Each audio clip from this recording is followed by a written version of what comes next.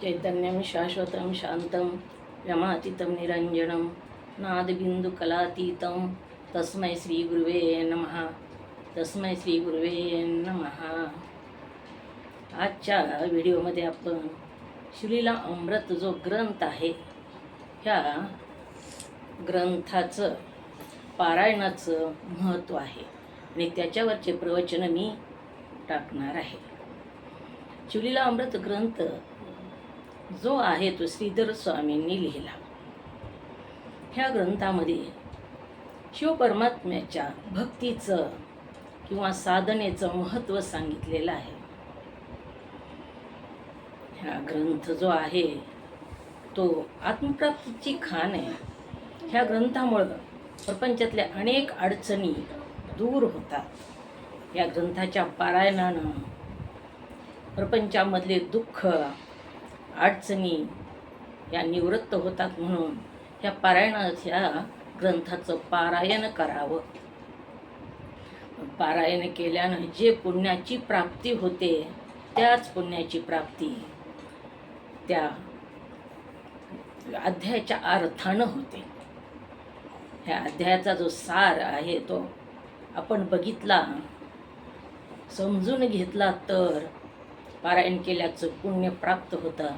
पारायण तरी कशासाठी करायचं तर त्यामध्ये कोणतं ज्ञान सांगितलंय ते ज्ञान आपल्याला बोध व्हावा, कळावा म्हणूनच पारायण करायचं असतं. आणि पारायणामधून जे बोध होतो, ज्या पुण्याची प्राप्ती होते त्याच पुण्याची प्राप्ती त्या अध्यायाचा अर्थ, त्या ग्रंथाचा अर्थ आपण समजून घेतल्याने होत असल्या कारणानं मी आज श्रीला अमृतचा जो पहिला अध्याय आहे त्याच्यावर आज प्रवचन करत आहे. त्याचा अर्थ सार रूपामध्ये मी आजच्या व्हिडिओमध्ये तुम्हाला सांगणार आहे. श्रीधर स्वामींनी प्रथमतः गणेशाला वंदन करून, सरस्वती मातेला वंदन करून, शिव परमात्म्याला वंदन करून महादेवाच्या 12 ही जी ज्योतिर्स्वरूप ठिकाणं आहेत या 12ही ठिकाणाला वंदन करून सौराष्ट्र देशामध्ये असलेल्या सोमनाथाला वंदन केलं.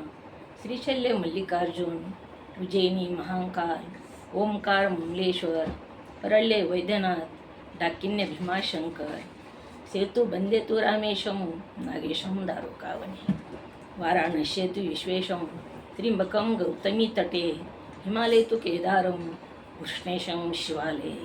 ह्या 12ही ज्योतिस्वरूप असणाऱ्या शिव परमात्म्याच्या स्वयंभू असणाऱ्या ज्योतिर्लिंगाला श्रीधर स्वामींनी वंदन केलेलं आहे, नमन केलेलं आहे. भस्म धारण करणाऱ्या त्या महादेवाला, नागाचे अलंकार घालणाऱ्या त्या नागनाथाला, सर्वच ठिकाणच्या हिमालयामध्ये असणाऱ्या हिमकेदारनाथाला सुद्धा वंदन करून ह्या ग्रंथाला आरंभ केला आणि नम्र होऊन आरंभ केलेला आहे. ईश्वराला प्रार्थना केली, मी ग्रंथ करायला रचयासाठी सुरुवात केलेली आहे, ग्रंथ रचना करत आहे आणि याला तुम्ही मला आशीर्वाद द्यावा म्हणून शिवस्तुती करून या ग्रंथाला आरंभ केला. मी लहान बाळ आहे आणि लहान बाळ जसं लहान बाळाच्या हातामध्ये पेन्शिल देऊन आई त्याला अक्षर गिरवायला सांगते, तसंच ईश्वरा मी हातात लेखणी घेतलेली आहे आणि माझ्या हातानं तू या ग्रंथाची रचना करून घे. तू जगाचा जगद्गुरू आहेस असं म्हणून महादेवाला विनंती करून सर्व सुख देणाऱ्या त्या शंकराला विनंती केलेली आहे आणि ग्रंथ रचना आरंभ केला. ह्या ग्रंथामध्ये पहिला अध्याय जो आहे त्या अध्यायामध्ये दशार राजाचं चरित्र सांगितलं. हा दशार राजा जो होता तो यादव कुळातला राजा होता, मथुरा नगरीचा राजा होता. हे राज्य करत असताना राज्य तर तो नीती धर्मानं करायचा, परंतु राज्य सांभाळीत असताना त्याच्या हातून कोणतंही परमार्थिक कार्य जास्त घडत नव्हतं.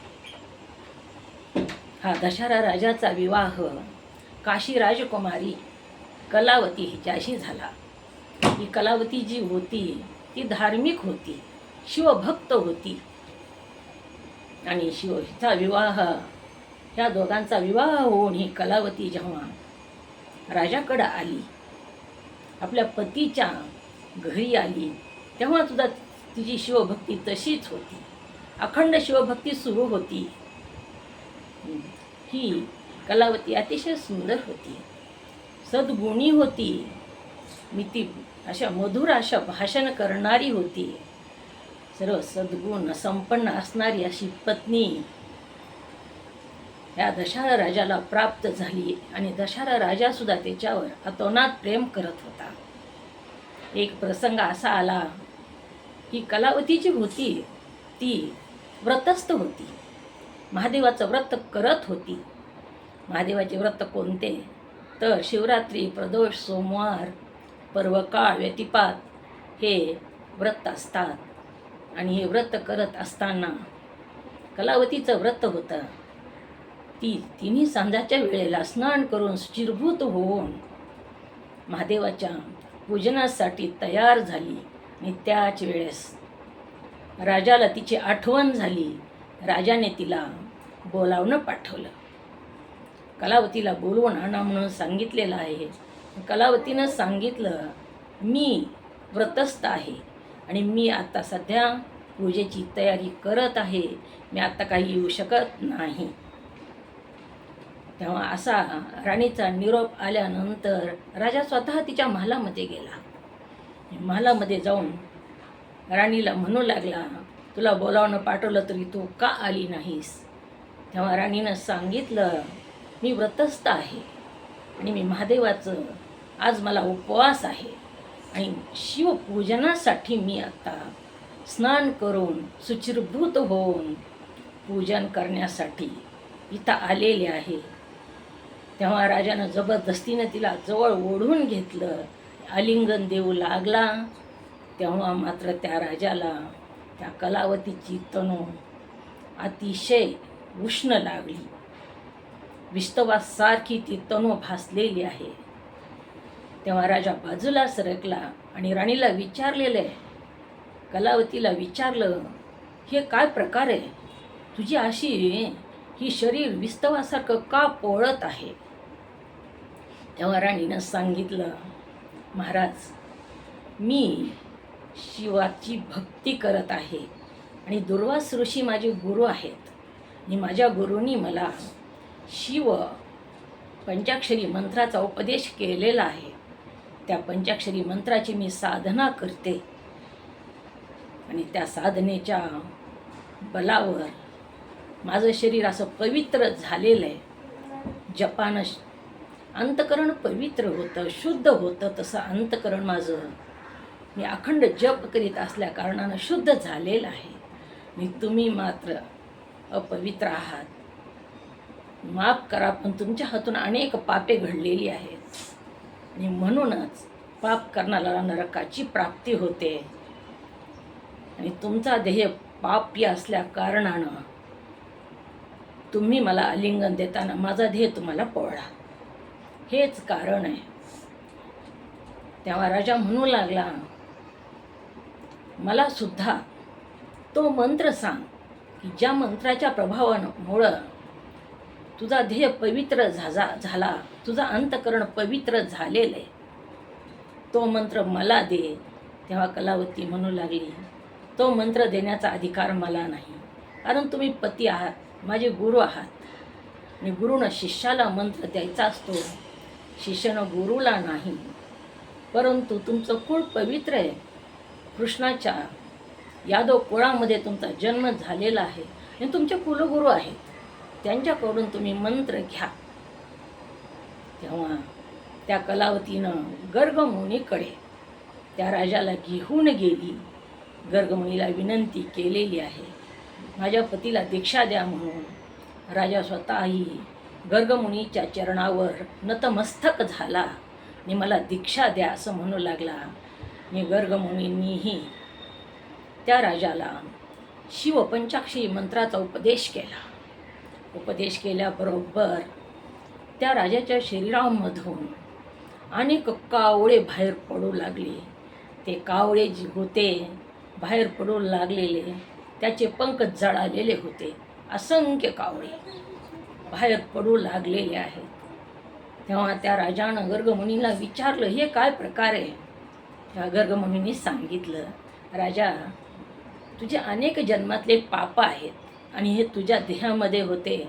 आणि मंत्राचा उपदेश झाल्याबरोबर तुझं अंतकरण पवित्र झालं.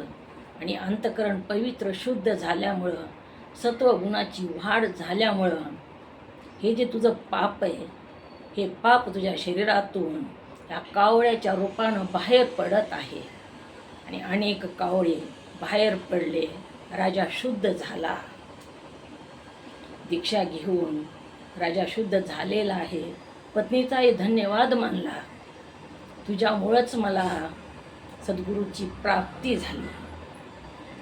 जेव्हा राणीला मंत्र दे असं राजानं म्हटलं, तेव्हा राणी म्हणू लागली, सद्गुरू शिवाय मंत्र घेणं म्हणजे मृगजळात स्नान करण्यासारखं आहे. तुम्ही सद्गुरूकडूनच मंत्र घ्या.